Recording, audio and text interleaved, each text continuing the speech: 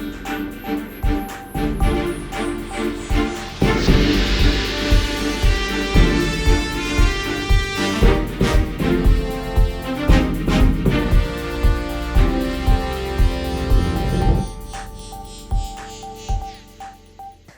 I'm Karis Evans and welcome to Print 7 News, bringing you the latest stories from the last week in the print industry.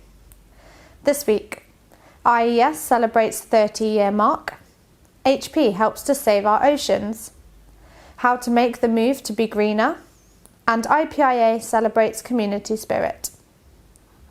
First, print logistics company IES is celebrating 30 years of operations this year. The company was founded in 1991 and has grown to employ over 70 members of staff. Reflecting on the anniversary, Niels Moore, co-founder and managing director of IES, describes the past 30 years as an adventure. The news follows a positive end to the 2020-21 financial year for the company. Next, HP has joined forces with the Ocean Decade exhibition as its official printing partner. The exhibition, which was created by the Ocean Agency, aims to highlight the importance of our ocean and inspire action.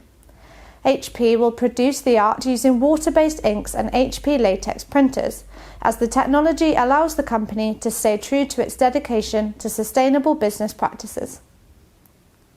Now, as we emerge from lockdown into a new normal, the focus on sustainability is only growing.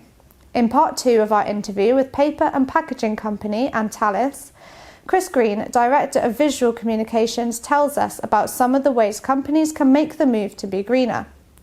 He also reflects on whether companies are currently doing enough to help the environment. Done a number of different initiatives revolving sustainability.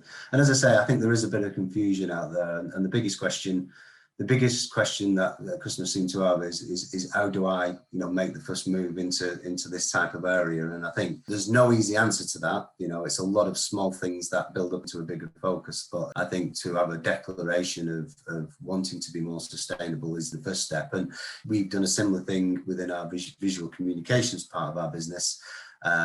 In setting a green manifesto, of which we've got certain targets that we want to hit in a timescale. So I think, it's factors like that. And we've done a number of sessions, we've done a number of direct customer sessions and open group sessions where we talk about these topics and what you can do and, the things that you need to address, whether it be, the products that you buy or your overall energy output, So there's a number of things that people can do, but I think it's access to information, access to expertise that, I'd like to think that Antalis have been certainly leading within the market, not just now, but for a number of years. As a country, when it comes to the topic of sustainability, obviously the government have some, very big figures that they want to hit when it comes to this area. I think it's now more in the conscious of everybody. People move in different degrees. There's some people certainly leading the charge and there's some people behind.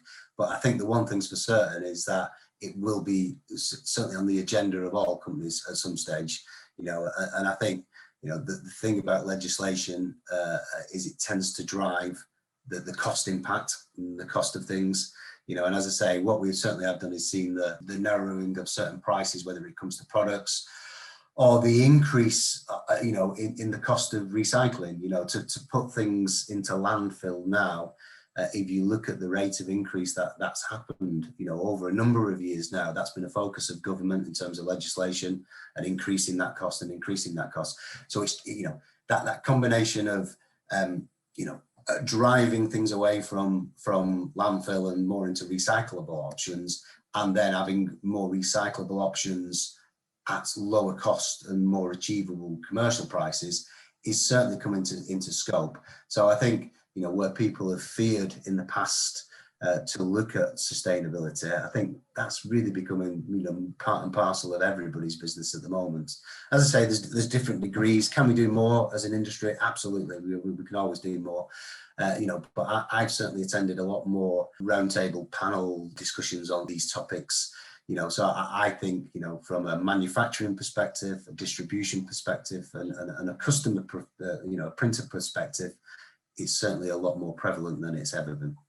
And finally, the Independent Print Industries Association has revealed a 5% rise in membership despite a challenging year. IPIA Chairman Graham Smith says the uncertainty caused by the unfolding pandemic has seen the need for trade associations grow more now than ever. This December, the association will hold its first in-person event since before COVID-19. That's all for this week's Print 7 News, but for now you can stay up to date with all the news in the industry at printmonthly.co.uk, view much more video content over on our Print 7 News YouTube channel, or join in with the conversation on Twitter and LinkedIn. We'll see you next week.